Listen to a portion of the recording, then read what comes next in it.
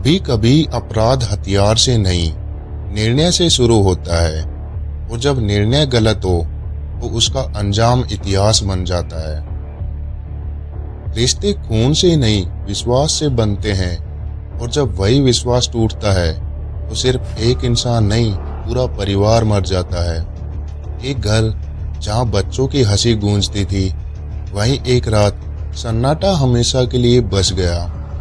धोखा हमेशा बाहर से नहीं आता, कभी कभी वो उसी हाथ से मिलता है जिस पर हमने सबसे ज्यादा भरोसा किया होता है।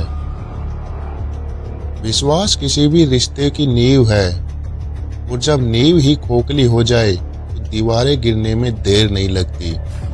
इस कहानी में 5 जाने गई, लेकिन सवाल सिर्फ एक है, क्या किसी रिश्ते की कीमत इतनी छोटी हो सकती है कि उसके सामने अपने ही बच्चों की जिंदगी भी हल्की लगे। रिश्ते अगर बोझ बन जाए तो बात कीजिए, अलग हो जाइए, लेकिन धोखे की राह हमेशा तबाही की ओर ले जाती है। अलवर का शिवाजी पार्क एक शांत कॉलोनी, लेकिन इसी घर की दीवारों के अंदर एक ऐसी साजिश पल रही थी जिसने एक ही रात में 5 जिंदगियां खत्म कर दी। क्या कोई माँ अपने ही बच्चों की जान ले सकती है? आज की कहानी आपको अंदर तक हिला देगी।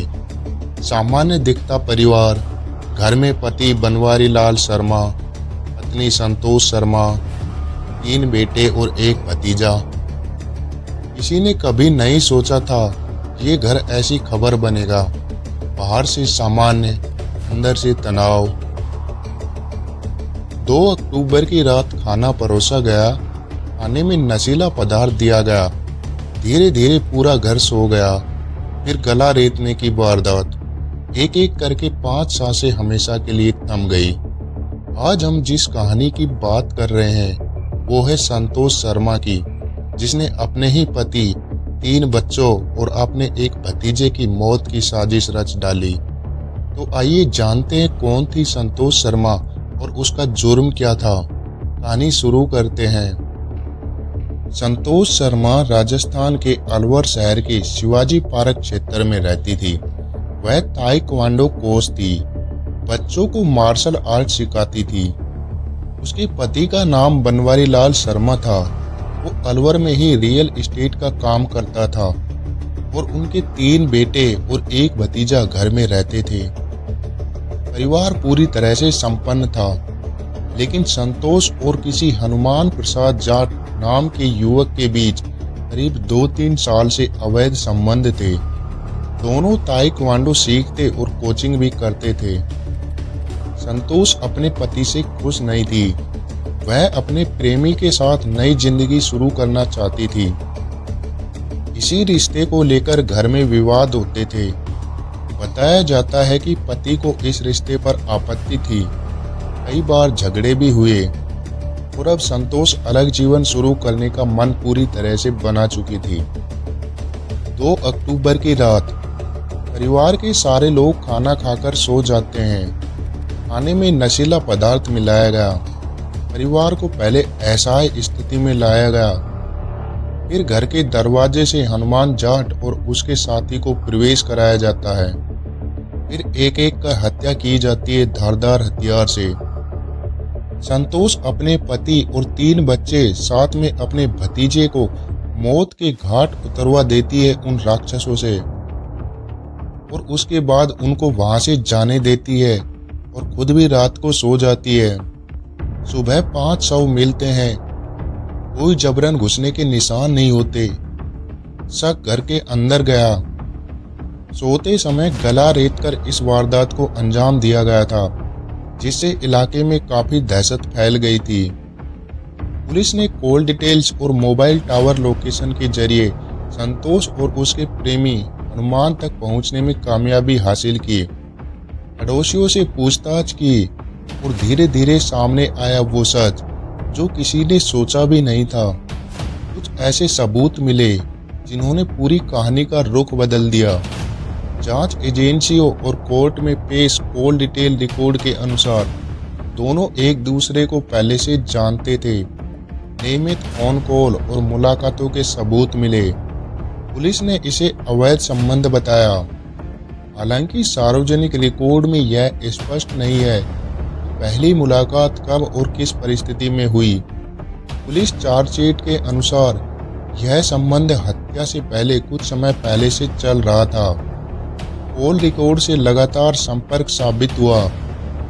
ट्रायल के दौरान अभियोजन ने कहा कि यह संबंध हत्या की साजिश से पहले सक्रिय था, लेकिन सटीक महीनों सालों की टाइमलाइन अदालत के विस्तृत दस्तावेजों में ही होती है, जो सामान्य मीडिया रिपोर्ट में पूरी तरह उपलब्ध नहीं है। साजिश दोनों ने मिलकर रची।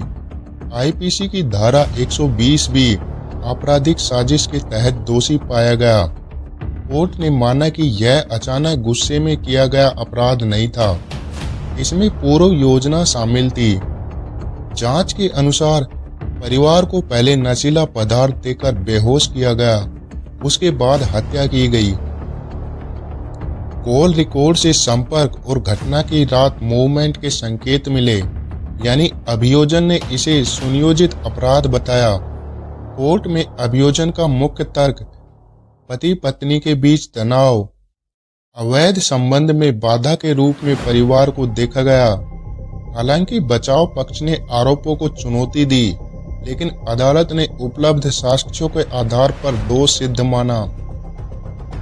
अलवर की सत्र अदालत ने फैसला सुनाते समय समाज की नैतिकता पर गहरा दुख व्यक्त किया।